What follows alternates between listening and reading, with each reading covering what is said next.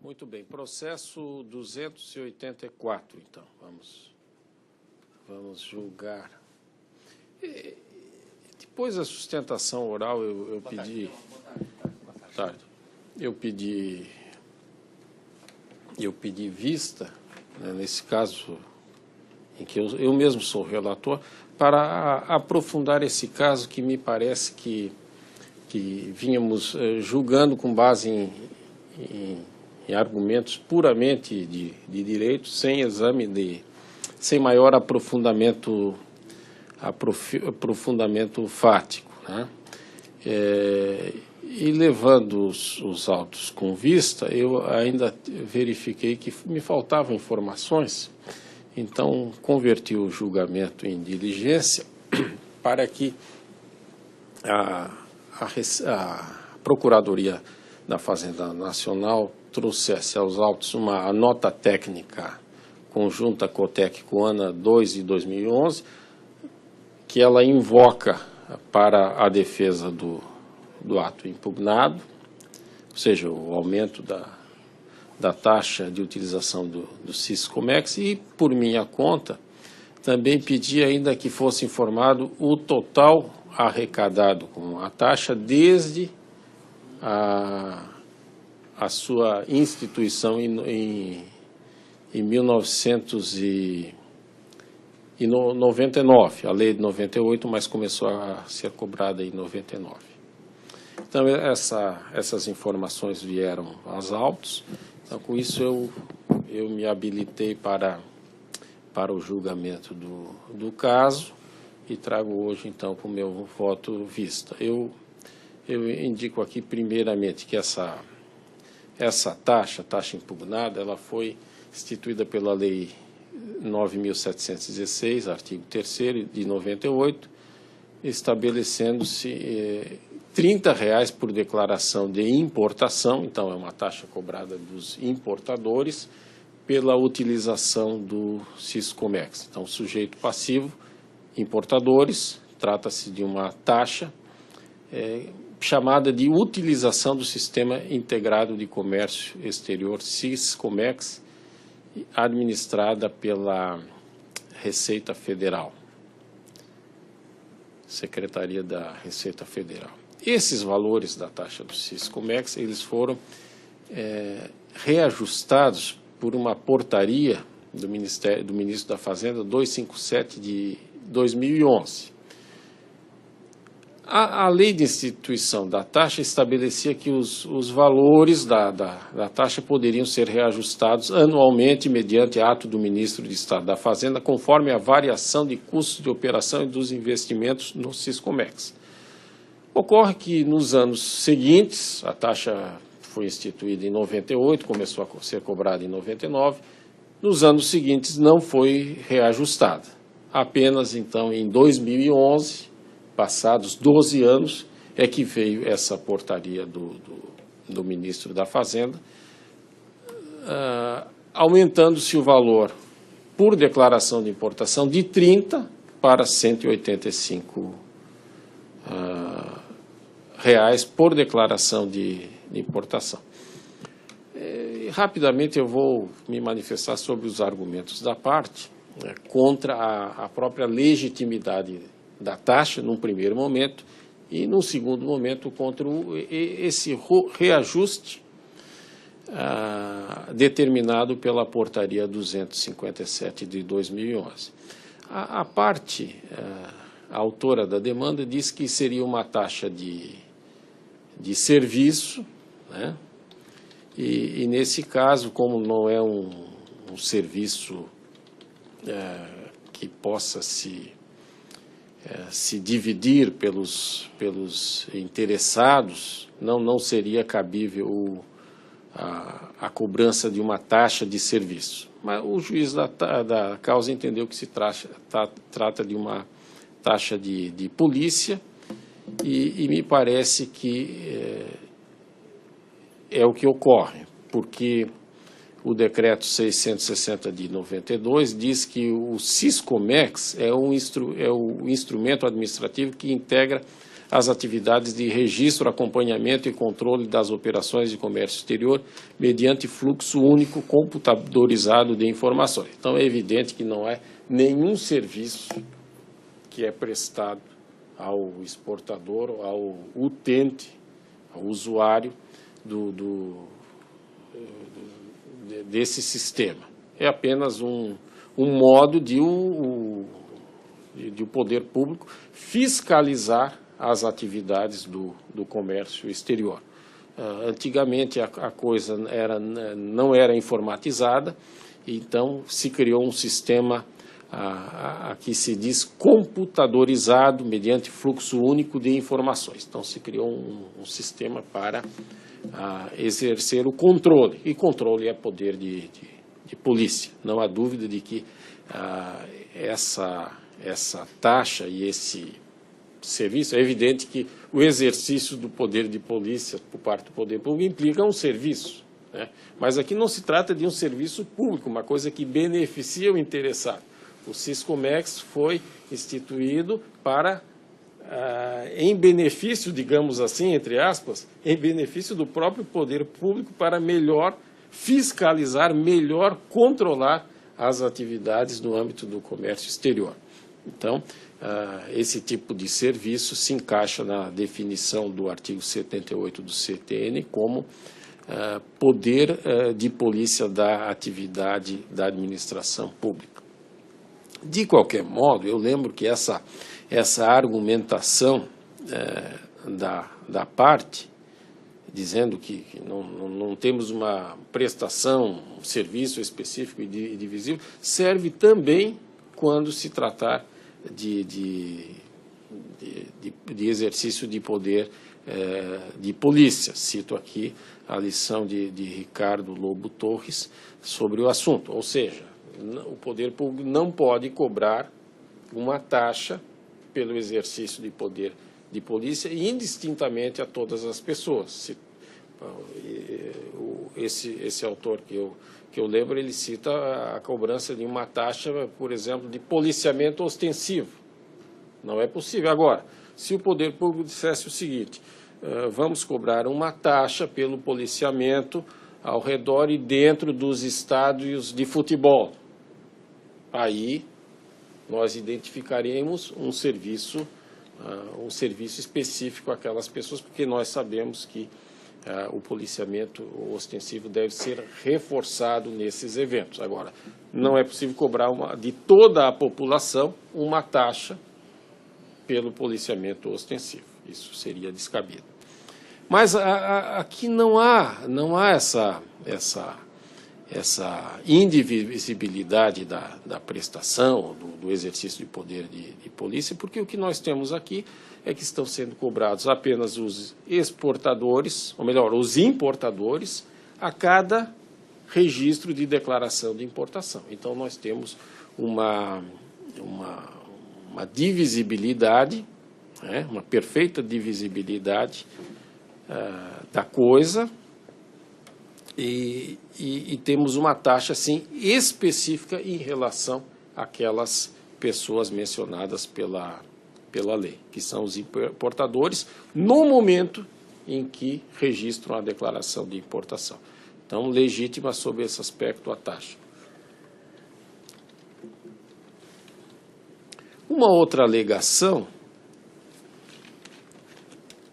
da parte seria no sentido da inconstitucionalidade da taxa por ofensa ao princípio da isonomia. Diz a parte que é cobrada apenas aos importadores, quando deveria ser cobrada de todos os usuários do Siscomex, entre estes, especialmente os exportadores. Mas eu acho que aqui essa argumentação não vinga, porque, conforme explica em outro trecho do seu tratado de direito tributário, o tributarista Ricardo Lobo Torres, as taxas podem ter um componente até preponderante de extrafiscalidade. Aqui, essa taxa, me parece que tem um componente extrafiscal bastante significativo, bastante forte, que é o de desestimular sem impedir as importações. Então, se buscou criar uma taxa que é cobrada só aos importadores, justamente com o sentido de inibir, em certa medida, as importações, buscando, no âmbito da balança comercial, o superávit. Então, natural que seja cobrada apenas aos importadores e não aos demais usuários. Então, também afasto este argumento. Um outro argumento é de que a taxa seria ilegítima porque o produto da sua arrecadação foi vinculado pela própria lei ao Fundave, Fundo Especial de Desenvolvimento e Aperfeiçoamento das Atividades de Fiscalização. Esse fundo foi criado pelo Decreto-Lei 1437 de 75. Ocorre que o Fundave é um fundo cujos recursos, em parte, são destinados à fiscalização a ser exercida pela Receita Federal, órgão da União, no âmbito do comércio exterior.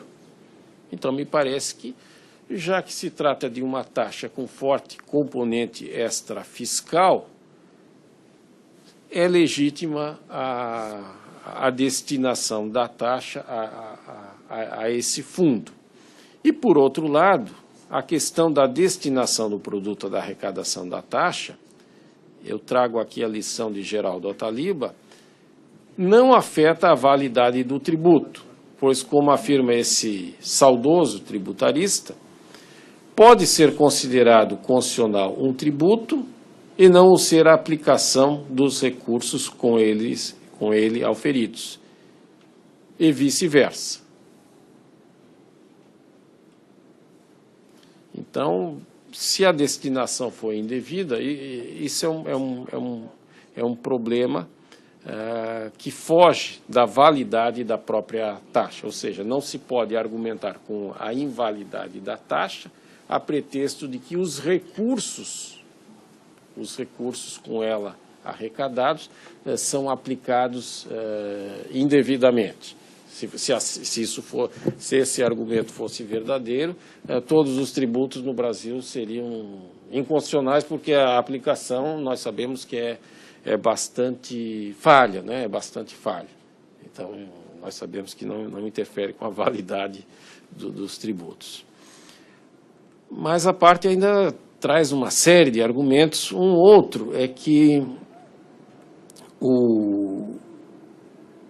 o reajuste da taxa, agora eu já entro na questão do reajuste da taxa. Então, eu acho que a taxa em si mesma é legítima. Vamos ver se aquele reajuste determinado pela portaria 257, ele é devido. Ela diz que não poderia ser feito o reajuste por uma simples portaria. O tributo só pode ser aumentado por uma lei em sentido formal, ou seja, não uma lei material, a lei aquela feita pelo próprio Poder Legislativo, pelo Congresso.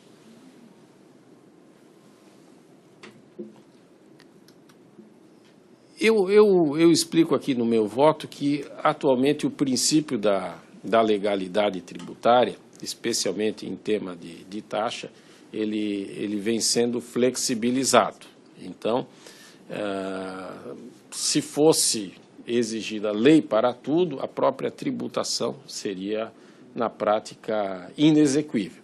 Então, me parece correto que a lei, tendo estabelecido um critério de reajuste da taxa, o Poder Executivo possa implementar aquele critério. A lei estabeleceu, a taxa será reajustada dessa maneira. O Poder Executivo, então, poderia promover o reajuste dentro daqueles limites da delegação legislativa. Nós já vimos no caso, por exemplo, do RAT, contribuições para o acidente de trabalho, na contribuição previdenciária, que grande parte da efetivação da tributação é feita pelo Poder Executivo com uma delegação, mediante uma delegação legislativa. Por quê? Porque, sendo o seguro de acidente de trabalho um seguro que envolve risco, é impossível o legislador fazer o cálculo do risco na própria lei. Todo ano deve-se ser investigado o risco de cada empresa, né, para efeito de aumentar ou diminuir o valor a ser pago a título de contribuição para o dito seguro de acidente de trabalho. Não é possível se implementar uma contribuição de natureza securitária só com a lei. E o nosso tribunal, a jurisprudência toda, tem dito que tal conduta, tal organização das coisas é lícita, ou seja, um regime de colaboração entre o legislativo e o executivo. E aqui me parece que é o que ocorre. O legislador estabeleceu o critério de reajuste da taxa e o ministro da Fazenda, mediante uma portaria que foi publicada no Diário Oficial, estabeleceu o reajuste. A questão é saber se essa portaria está de acordo com a lei. A lei, eu lembro aos colegas, ela dizia que os valores poderiam ser reajustados anualmente, mediante ato do ministro de Estado da Fazenda, conforme a variação dos custos de operação e dos investimentos no Siscomex. Eu lembro que o Siscomex, na verdade, pelo que está definido aqui, é um sistema informatizado, mas é algo que está dentro do próprio sistema informatizado da Receita Federal, ou seja, não é alguma coisa destacada, não são computadores que ficam numa salinha, é todo um subsistema dentro de um sistema maior, tudo interligado. Me parece decisivo verificar no presente caso, né? Aqui o meu computador apagou agora. O que está vendo aí? Uma das alegações da parte contra esse reajuste seria o seguinte, que a portaria não é fundamentada. Esse argumento eu afasto de plano, porque nós sabemos que os atos administrativos, né, eles devem ser fundamentados, normalmente. Não um ato discricionário, a nomeação do servidor, de uma pessoa para um cargo em comissão, alguns que nem sequer precisam ser fundamentados, mas, em geral, os atos administrativos devem ser fundamentados, mas não os atos normativos, porque os atos normativos eles são controlados no seu confronto com aquela norma superior que lhe dá validade e também pela verificação da competência daquela autoridade que o expediu. Então, aqui se fala, será editada o ministro da Fazenda poderá reajustar os valores.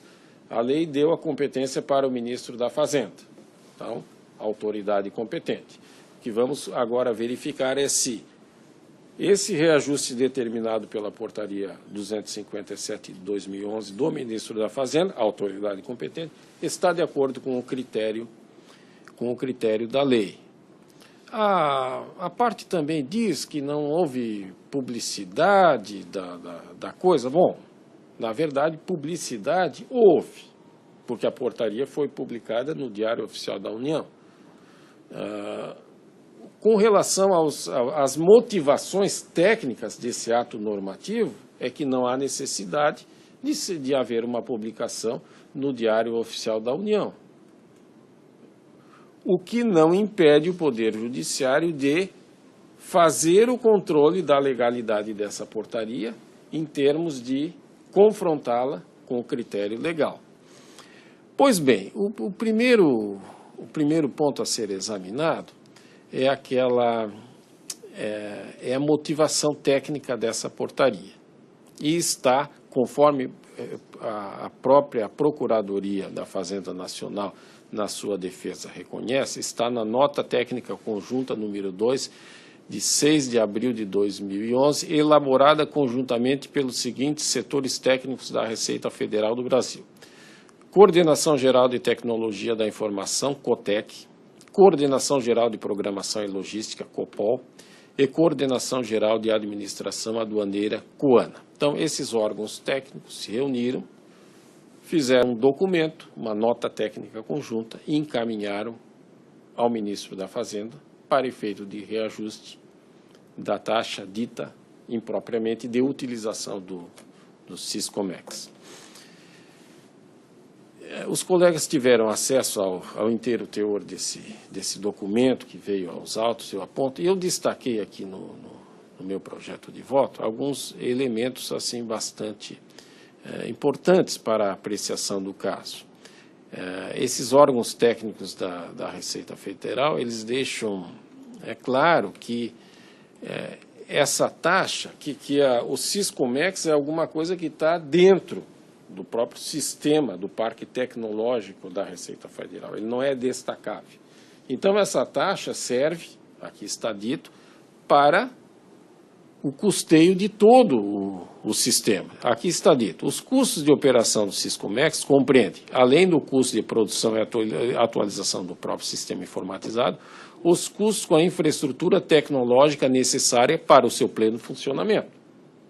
Então, o que se diz aqui, que os custos do Siscomex, que é um subsistema, são os custos de todo o sistema, porque não é possível destacar o subsistema do sistema do qual faz parte. O item 8 da nota técnica diz que a rede de longa distância da RFB, responsável pela comunicação de dados entre as diversas unidades de comércio exterior dessa secretaria, é fundamental para o pleno funcionamento do Siscomex, por permitir que o sistema seja utilizado nas mais diversas localidades do Brasil. Além disso, o parque tecnológico da RFB, representado pelo número de computadores em utilização pelo corpo funcional da instituição, deve ser considerado nos custos de operação do Siscomex.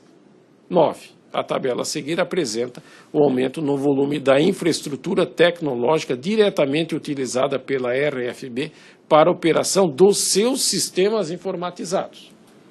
Então, o que nós temos aqui é que essa taxa de utilização do Siscomex, ela serve para todo o sistema informatizado da Receita Federal. Até aí, eu vejo uma certa distorção, um certo desvio de finalidade da coisa. Por quê? Porque quando não havia a taxa, todo o sistema da Receita Federal informatizado era custeado pelos impostos. E a partir como devia ser, em princípio.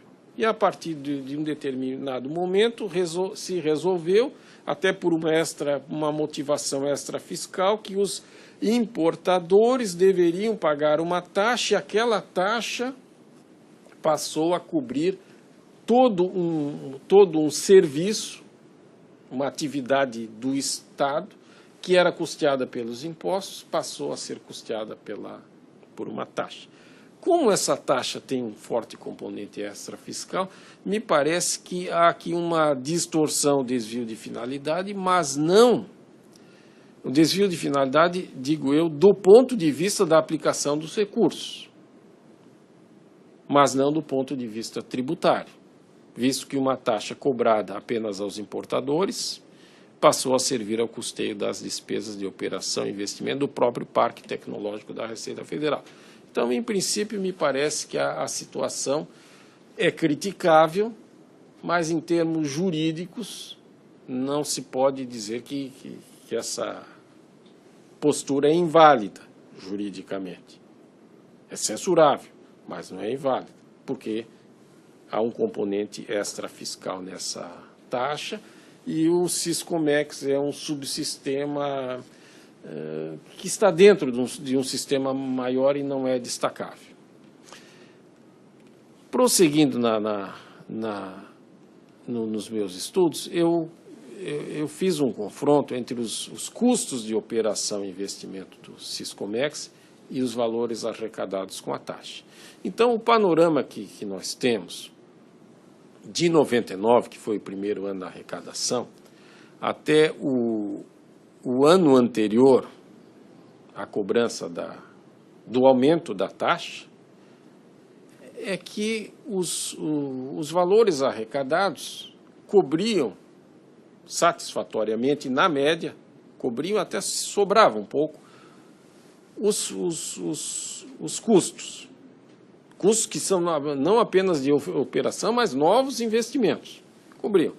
Então, começou lá em 99, os custos de operação e investimentos seriam de 57 milhões, foi arrecadado 58 milhões. No ano de 2000, os custos foram 29 milhões, a arrecadação foi de 66 milhões. Já em 2001, os custos superaram um pouco a arrecadação, foram de 79 milhões e os custos de 66 milhões. Na média, nós tivemos ainda um certo excesso do valor arrecadado.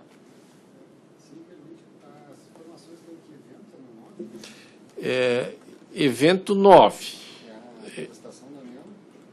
Não, eu converti, não é o processo originário, depois do julgamento eu converti em diligência, então veio o inteiro teor dessa nota técnica e eu pedi especificamente os valores arrecadados. E esses valores de custos de operação e investimento estão na nota técnica. Só me faltaram aqui alguns anos, mas me parece que eu não achei necessário converter novamente em diligência, porque eu já estou satisfeito com as informações constantes. Então, no evento 9 do processo do tribunal. Processo do tribunal, exatamente. Bom, então o que nós... Eu lembro aos colegas que essa taxa não é só para uma parte, só para o Siscomex. Ela já cobria todo o parque tecnológico da Receita Federal, que antes era custeado pelos impostos. O que aconteceu em 2011? Nós tivemos aí, esse dado foi decisivo, nós tivemos aí um pulo da arrecadação de 130 milhões em 2010 para 443 milhões em 2011. Depois pulou para 644 milhões em 2012, 681, 667 milhões em 2014 e de janeiro a abril, fevereiro, março, abril, nós temos 212 milhões. Então, está se mantendo ali um valor de 650 milhões. Em 2011, que já era o ano em que nós tínhamos a portaria de maio de 2011. Em 2011, o total de operação, os custos de operação e investimentos foram de 118 milhões, contra, então, uma arrecadação de 443 milhões. Então, o que nós estamos percebendo aqui é que os valores arrecadados já superam em mais de 4 vezes o valor dos custos. Mas o interessante de tudo isso é verificar por que isso aconteceu. O que se vê é que a nota técnica, aquela que embasa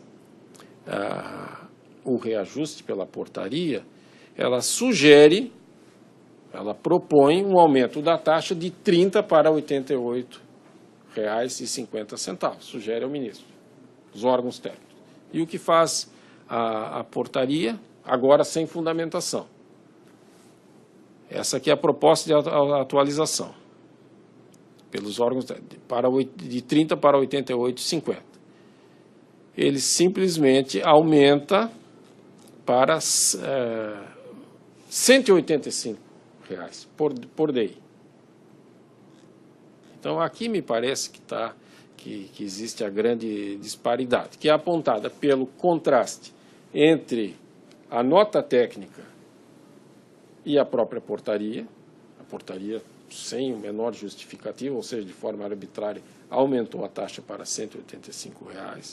Depois se vê que realmente esse aumento foi arbitrário, porque antes, na média, os custos eram com folga cobertos pela arrecadação da taxa, agora já se tem uma arrecadação astronômica, ou seja, os custos são de 118, 120 milhões, e a arrecadação já está em 660 650 milhões de reais. E tudo isso, todo o parque tecnológico da Receita Federal, conforme revelou a nota técnica. Esse é o custo de todo o parque tecnológico da Receita, não só dos Comex.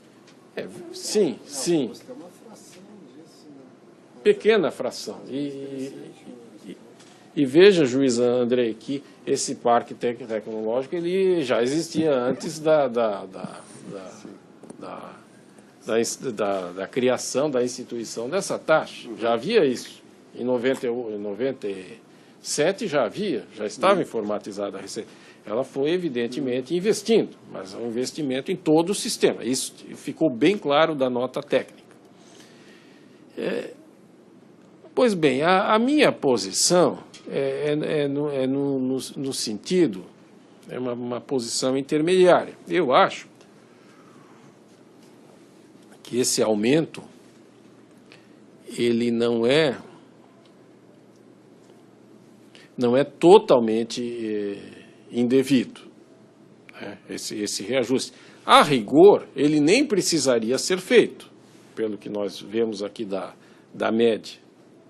Passaram-se anos sem ser feito. E aí eu pergunto, por que o Poder Executivo, podendo, aliás, me parece, a lei de responsabilidade fiscal tem, esses dias eu não sabia disso, tem um artigo que diz que o Poder Executivo não pode deixar de cobrar um tributo, fazer um aumento. Impostos de sua competência, né? Pois é. Então eu pergunto aos colegas, era lícito, diante de uma lei que diz que anualmente deve ser reajustada uma taxa, o Poder Executivo não fazer o reajuste? Não sei se era correto. Mas ele provavelmente não fez o reajuste porque verificou, não é necessário. E me parece correto esse raciocínio. E, de fato, todos aqueles anos, e até no último ano, durante 12 anos não se fez o reajuste, e a arrecadação cobria os custos de operação e investimentos. Aí se resolve, 12 anos depois, fazer o reajuste, se propõe um valor e o ministro resolve jogar lá em cima, porque a gente sabe que aquilo vai para o tal do Fundave, e o Fundave destina, sei lá para quê, para pagamento de funcionários, diárias, um monte de coisas, né? Não é só para o Siscomec. O Fundave é um fundo. É um fundo da Receita. Não sei qual é as aplicações, mas deve ser uma coisa bastante variada. Então, eu entendi que, pelo meu voto, pelos meus estudos, que o reajuste e a própria parte, a autora, ela mais ou menos usa isso como uma argumentação. Ela diz, não, esse reajuste é indevido, porque, inclusive, superou os índices de aumento de preço, INPC e GPDI. Mas, na verdade, ela não fica nisso. Ela quer a invalidade de todo o aumento, mas utilizou esse argumento, e eu acho que esse argumento é digno de aceitação. Então, eu acho que o reajuste deve ser invalidado naquilo que supera a variação do índice oficial, o INPC, ocorrida entre janeiro de 99, quando a taxa impugnada passou a ser exigível, exigida, 1º de janeiro de 90, e abril de 2011. A portaria foi publicada em maio, então, mês anterior à portaria. Houve, então, uma variação de 131,60%, o que implicaria num reajuste da taxa para R$ 69,48 por DI, em vez daqueles 185. Com isso aqui ainda sobrará muito dinheiro, né? Isso aqui, porque, conforme eu disse momentos atrás, sem reajuste a taxa já cobria os custos de operação e investimentos. Então, a conclusão é que a demanda deve ser acolhida em parte para declarar inexigível o reajuste da taxa de utilização do Siscomex, promovido pela portaria 257, acima do valor resultante da aplicação do percentual de 131,60% correspondente à variação de preço medida pelo INPC entre janeiro de 99 e abril de 2011, devendo a RE restituir à parte demandante os valores pagos indevidamente segundo esse critério nos 5 anos anteriores ao ajuizamento da demanda, acrescidos então de juros compensatórios equivalentes à taxa Selic. Como houve recíproca e equivalente sucumbência, os honorários ficam integralmente compensados. O meu voto, então, é no sentido de dar parcial provimento à apelação. Como vota, juiz Andrei? É uma questão muito interessante mesmo. Vendo a minuta do voto, eu tinha conferido alguns precedentes da turma. A turma está entendendo que era legal funcionar várias decisões do tribunal, essa taxa do Sicomex. Esse estudo que Vossa Excelência determinou fosse feito, né, juntado aos autos, aí, realmente muito importante, muito elucidativo. E mostra que, na realidade, essa taxa está sendo usada como imposto.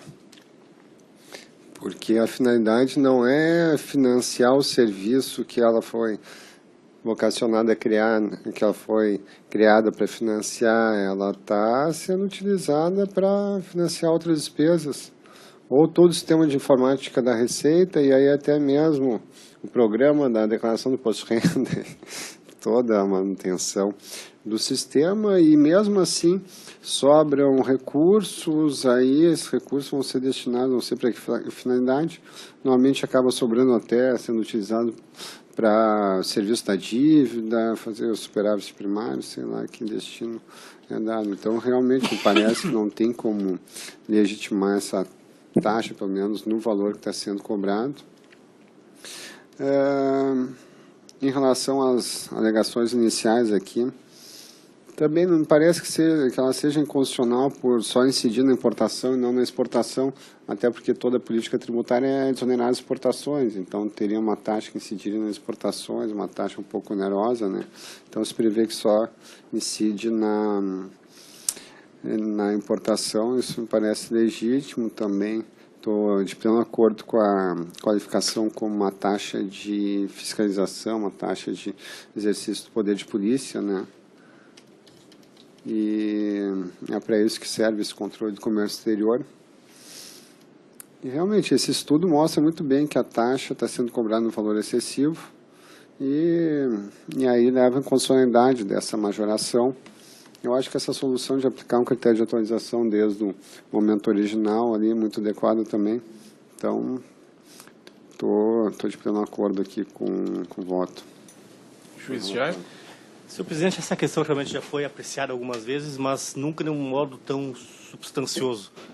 Tenho a honra de acompanhar o excepcional voto de Vossa Excelência, que esgotou a matéria, seja do ponto de vista jurídico, seja do ponto de vista prático. Então, eu acompanho integralmente o voto de Vossa Excelência. Eu proclamo o resultado do julgamento. A turma, por unanimidade, decidiu dar parcial provimento à apelação.